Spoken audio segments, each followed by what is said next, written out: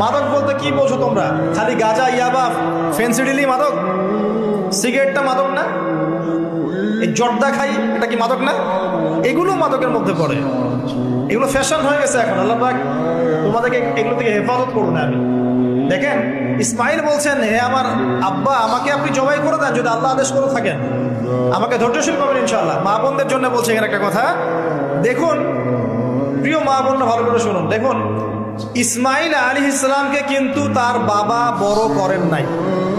ইসমাইল আলাইহিস সালাম বড় হয়েছেন মক্কায় তার মায়ের কাছে, হাজরা আলাইহিস সালামের কাছে। আর ইব্রাহিম আলাইহিস সালাম থাকতেন সিরিয়ায়, শামে, তার আরেক স্ত্রী সারা আলাইহিস সালামের সাথে। তিনি যাওয়া আসা করতেন। আর তখনকার যাওয়া আসা এত সহজ ছিল না, তখন কোনো মোটরযান ছিল না।